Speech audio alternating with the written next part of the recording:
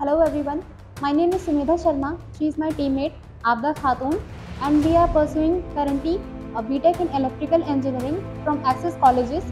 आज का हमारा प्रोजेक्ट है automatic power factor correction system, जिसमें कि हम लोगों ने एक ऐसा प्रोटोटाइप प्रिपेयर किया है जो कि हमने देखा होगा इंडस्ट्रीज़ में कभी कभी वोल्टेज ड्रॉप कर जाता है, या हम अगर डोमेस्टिक की भी बात करें तो कभी कभी क्या होता है कि वोल्टेज ड्रॉप हो जाता है। वो वोल्टेज जनरली ड्रॉप करता है एक ऐसे फैक्टर की वजह से जिसको बोलते हैं हम लोग पावर फैक्टर। पावर फैक्टर हमारा लैग करता है generally due to inductive load. उसे बैलेंस करने के लिए हम लोगों ने ऐसा सिस्टम प्रिपेयर किया है जिसमें कि हम लोग कैपेसिटिव लोड्स यूज़ कर रहे हैं और उसे रिले से ऑपरेट कर रहे हैं। हमने अपने सिस्टम में दो टाइप के लोड यूज़ किए हैं, जिसमें पहला रेजिस्टिव लोड है और एक इंडक्टिव लोड है। और उस इंडक्टिव लोड को बैलेंस करने के लिए हमने कैपेसिटर बैंक का यूज़ किया हुआ है, जिसे हम रिले के थ्रू ऑपरेट करेंगे।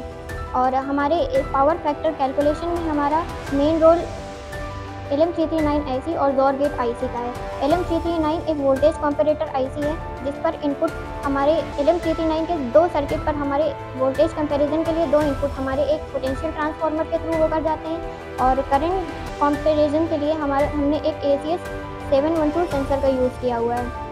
जोर गेट के थ्रू हमें वोल्टेज और करंट के बीच में टाइम लैग का पता चलता है, जिसे हम अपने आर्डिनो के थ्रू कोड करके हम हमारे सर्किट में जो भी फेज़ लैग हो रहा है उसे कैलकुलेट कर सकते हैं। ये फेज़ लैग हमने आर्डिनो के थ्रू LCD पर शो किया हुआ है, जो कि हमारी कंटिन्यूअस मॉनिटरिंग बताता रहेगा। और जैसे ही हमारा फेज़ लैग एक पर्टिकुलर पॉइंट के बिलो जाएगा तो ऑटोमेटिकली हमारे रिलेज स्विच ऑन हो जाएंगी और कैपेसिटर हमारे लोड से कनेक्ट हो जाएगा।